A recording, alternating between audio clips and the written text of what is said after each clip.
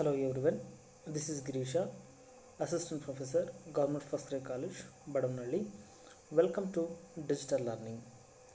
In the last class, we discussed the financial services. So whatever the syllabus is prescribed in the Tumkur University for the 6th semester BCom students, that is called Financial Markets and Services. So financial markets and ಸರ್ವಿಸಸ್ನ ಒಂದು ಮೊದಲನೇ chapter ಆದಂಥ financial services ಬಗ್ಗೆ ನಾವು ಕಳೆದ ತರಗತಿಯಲ್ಲಿ discussion ಮಾಡಿದ್ವಿ. Today we are going to discussing one more important chapter that is called financial markets. So ಇವತ್ತಿನ ತರಗತಿಯಲ್ಲಿ ನಾವು ಇನ್ನೊಂದು ಮುಖ್ಯವಾದಂತಹ ಒಂದು ಅಧ್ಯಾಯವಾದಂಥ ಫೈನಾನ್ಷಿಯಲ್ ಮಾರ್ಕೆಟ್ಸ್ ಬಗ್ಗೆ ತಿಳ್ಕೊಳ್ಳೋಣ.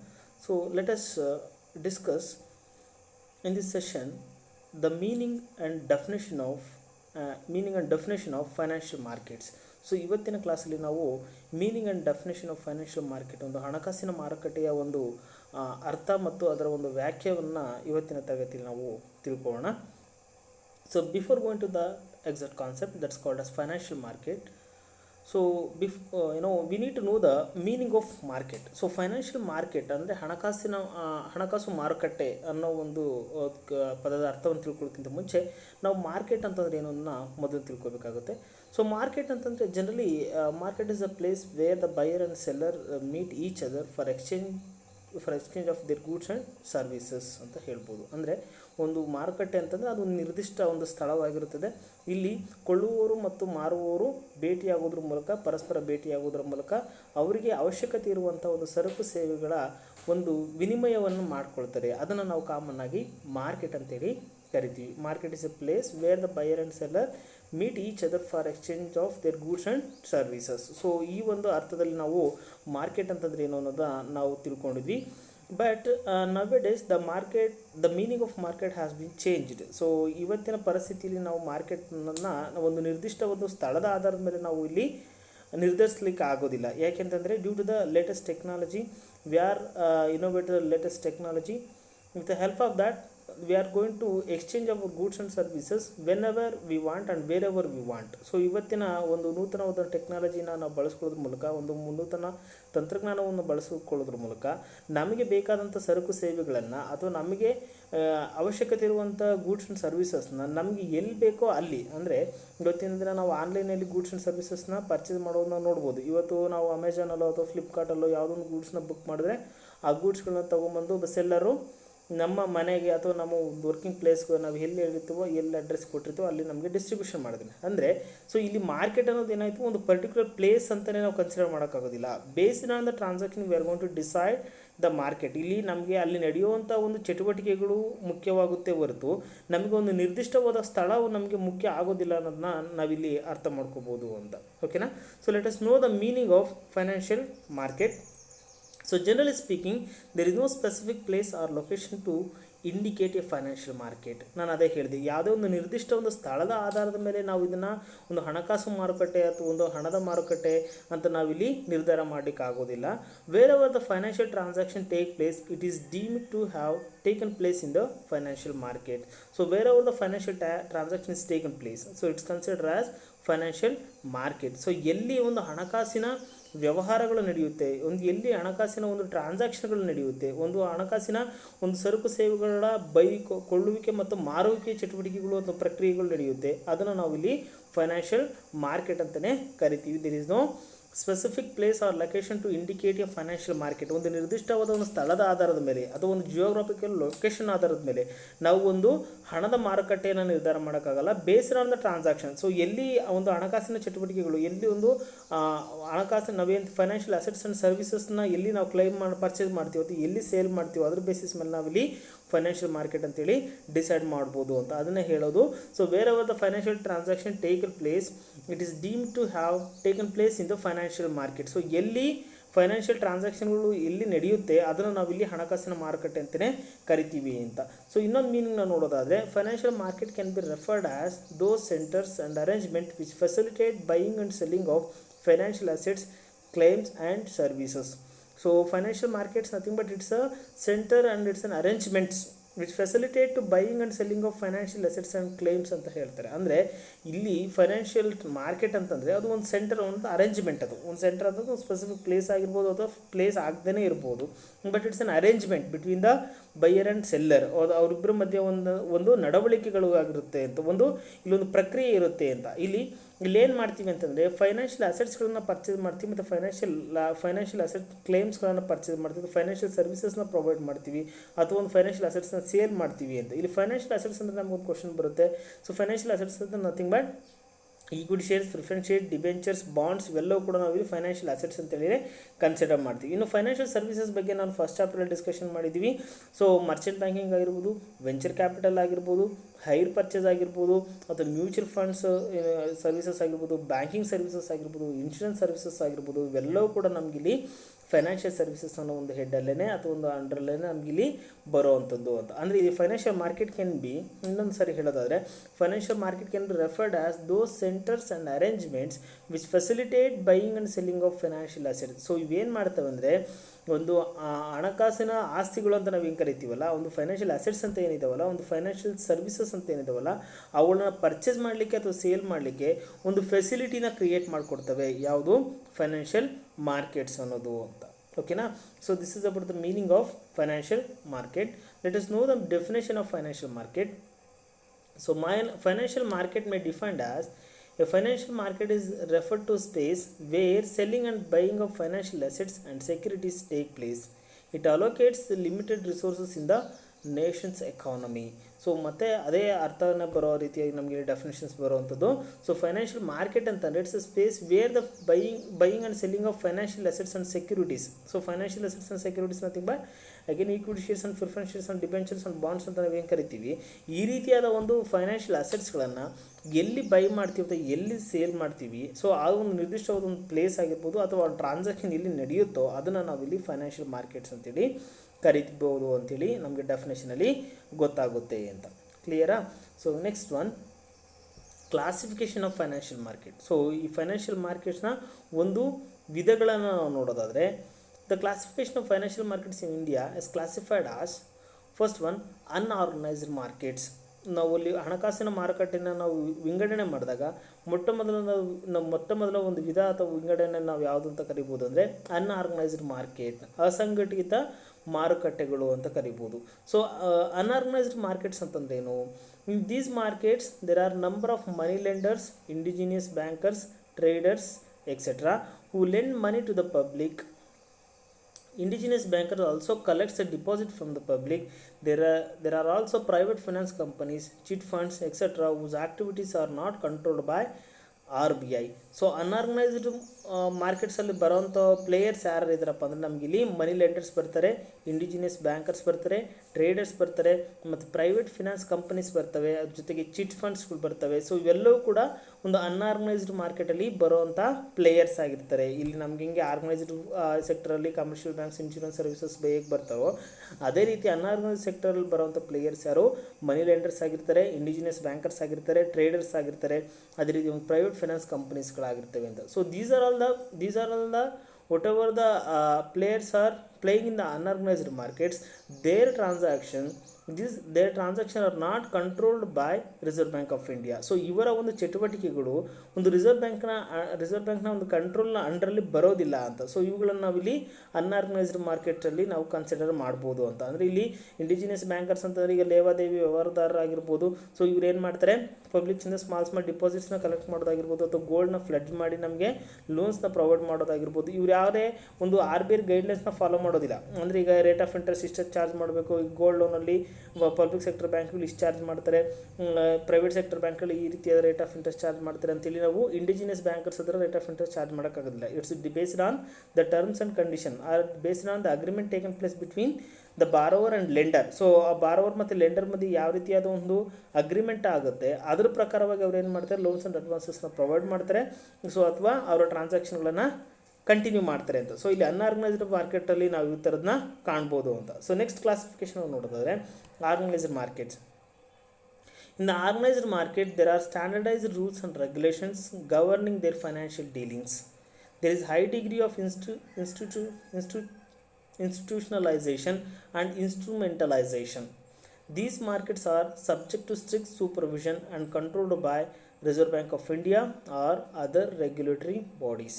ಸೊ ಇಲ್ಲಿ ಆರ್ಗನೈಸ್ಡ್ ಮಾರ್ಕೆಟ್ ಅಂತಂದರೆ ಸಂಘಟಿತ ಮಾರುಕಟ್ಟೆ ಅಂತ ಅನ್ನೋದಾದರೆ ಇಲ್ಲಿ standardised rules and regulations are governing the financial dealings ಅಂತ ಹೇಳ್ತಾನೆ. ಅಂದರೆ ಇಲ್ಲಿ ಒಂದು ನಿರ್ದಿಷ್ಟವಾದ ನಿಖರವಾದಂತಹ ಒಂದು ಕಾನೂನುಗಳು ಅಥವಾ ನಿರ್ದಿಷ್ಟವಾದ ಒಂದು ಪ್ರೊಸೀಜರ್ಗಳು ನಮ್ಮ ಇಲ್ಲಿ ಫೈನಾನ್ಷಿಯಲ್ ಡೀಲಿಂಗ್ಸಲ್ಲಿ ಕಂಟಿನ್ಯೂ ಆಗ್ತಾ ಅಥವಾ ಕಂಟ್ರೋಲ್ ಮಾಡ್ತೇವೆ ಅಂತ ನಾವಿಲ್ಲಿ ಹೇಳ್ಬೋದು. ಅಂದರೆ ಫಾರ್ ಎಕ್ಸಾಂಪಲ್ ಈಗ ನೀವು ಯಾವುದೇ ಕಮರ್ಷಿಯಲ್ ಬ್ಯಾಂಕ್ಸ್ಗಳಿಗೆ ರೇಟ್ ಆಫ್ ಇಂಟ್ರೆಸ್ಟ್ನ ಚಾರ್ಜ್ ಮಾಡೋದಾಗಿರ್ಬೋದು, SBI ಅಕೌಂಟ್ಗೆ ಯಾವ ರೀತಿ ಚಾರ್ಜ್ ಮಾಡ್ತಾರೆ, ಅಥವಾ ಒಂದು ಗೋಲ್ಡ್ ಲೋನ್ಗೆ ಯಾವ ರೀತಿ ಚಾರ್ಜ್ ಮಾಡ್ತಾರೆ, ಅಥವಾ ಫಿಕ್ಸ್ಡ್ ಡಿಪಾಸಿಟ್ಗೆ ಯಾವ ರೀತಿ ಚಾರ್ಜ್ ಮಾಡ್ತಾರೆ ಅನ್ನೋದನ್ನ ನಮಗೆ ಇಲ್ಲಿ ಸ್ಟ್ಯಾಂಡರ್ಡೈಸ್ಡ್ ರೂಲ್ಸ್ ಆ್ಯಂಡ್ ರೆಗ್ಯುಲೇಷನ್ಸ್ಗಳು ಇರ್ತವೆ. ಅಂದರೆ ರಿಟರ್ನ್ ರೂಲ್ಸ್ ಆ್ಯಂಡ್ ರೆಗ್ಯುಲೇಷನ್ಸ್ ಇರ್ತವೆ, ಮತ್ತು ಕಾಮನ್ ಗೈಡ್ಲೈನ್ಸ್ ಇರುತ್ತೆ. ಅಂದರೆ ಇಲ್ಲಿ SBI ಒಂದು ರೇಟ್ ಆಫ್ ಇಂಟ್ರೆಸ್ಟ್ ಚಾರ್ಜಸ್ ಮಾಡ್ಬೋದು, ಚಾರ್ಜ್ ಮಾಡೋದಾಗಿರಲಿ, ಅದು Canara bank charges rate of interest ಒಂದೇ ಬೇರೆ ರೀತಿಯಾದ ಇಂಟ್ರೆಸ್ಟ್ ರೇಟ್ ಚಾರ್ಜ್ ಮಾಡೋದಾಗಿರಲಿ ಈ ಥರ ನಡೆಯೋದಿಲ್ಲ. ಅಂದರೆ ಸ್ಲೈಟ್ ವೇರಿಯೇಷನ್ಸ್ ಇರುತ್ತೆ, ಬಟ್ ಇಲ್ಲಿ ಜಾಸ್ತಿ ಡಿಫ್ರೆನ್ಸ್ ಇಲ್ಲಿ ಕಾಣೋದಿಲ್ಲ. ಅಂದರೆ ಇಲ್ಲಿ ಹೈ ಡಿಗ್ರಿ ಆಫ್ ಇನ್ಸ್ಟಿಟ್ಯೂಷನಲೈಸೇಷನ್ ಆ್ಯಂಡ್ ಇನ್ಸ್ಟ್ರೂಮೆಂಟಲೈಸೇಷನ್ ಅಂತ ಹೇಳ್ತೀನಿ. ಅಂದರೆ ಇಲ್ಲಿ ಒಂದು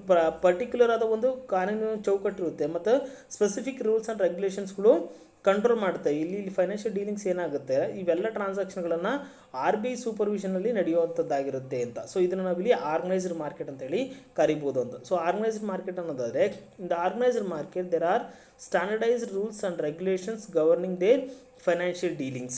There is a high degree of institutionalization and instrumentalization.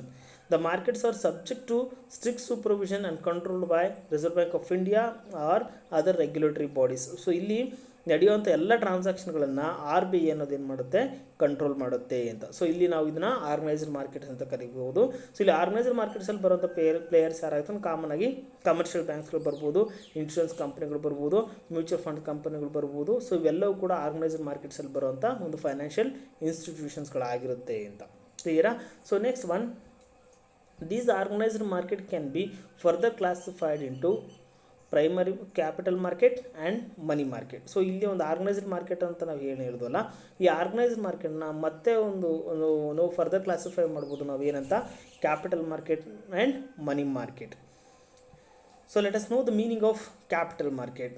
The capital market is a market for financial assets which have a long or indefinite maturity. Generally deals with the long-term securities which have a maturity period of above 1 year. So capital market nothing but it's a market for long-term financial instruments or long-term financial securities.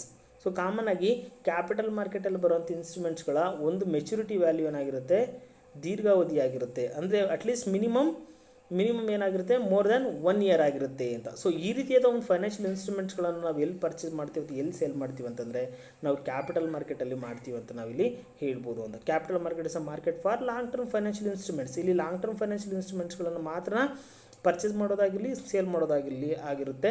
For example ಇಲ್ಲಿ equity shares ಆಗಿರ್ಬೋದು, preference shares ಆಗಿರ್ಬೋದು, ಡಿಬೆಂಚರ್ಸ್ಗಳಾಗಿರ್ಬೋದು, ಬಾಂಡ್ಸ್ಗಳಾಗಿರ್ಬೋದು, ಈ ರೀತಿಯಾದ ಒಂದು ಇನ್ಸ್ಟ್ರೂಮೆಂಟ್ಸ್ಗಳನ್ನು ನಾವು ಎಲ್ಲಿ purchase ಮತ್ತು sale ಮಾಡ್ತೀವಿ ಅಂತಂದರೆ ಕ್ಯಾಪಿಟಲ್ ಮಾರ್ಕೆಟಲ್ಲಿ ಪರ್ಚೇಸ್ ಮತ್ತು ಸೇಲ್ ಮಾಡ್ತೀವಿ ಅಂತ. So capital market is a market for long term financial instruments. So long term financial instruments ಅಂತಂದರೆ these instruments the maturity value more than 1 year. So maturity period ಎಷ್ಟಿರುತ್ತೆ ಅಂದರೆ at least more than 1 year ಇರುತ್ತೆ. So ಅಂಥ ಒಂದು ಇನ್ಸ್ಟ್ರೂಮೆಂಟ್ಸ್ಗಳನ್ನು ನಾವು ಎಲ್ಲಿ purchase ಮಾಡ್ತೀವಿ, ಎಲ್ಲಿ ಸೇಲ್ ಮಾಡ್ತೀವಿ ಅಂದರೆ ಕ್ಯಾಪಿಟಲ್ ಮಾರ್ಕೆಟಲ್ಲಿ ಸೇಲ್ ಮಾಡ್ತೀವಿ ಅಂತ. ಕ್ಲಿಯರ್ ಅಲ್ಲ? So capital market may further divided into 3. So capital ಮಾರ್ಕೆಟ್ನ ಮತ್ತೆ ನಾವು ಡಿವೈಡ್ ಮಾಡಿದಾಗ ನಮಗೆ 3 ಟೈಪ್ಸಲ್ಲಿ ಡಿವೈಡ್ ಮಾಡ್ಬೋದು. ಒಂದು industrial securities market, next one government securities market, and third one long term loan market.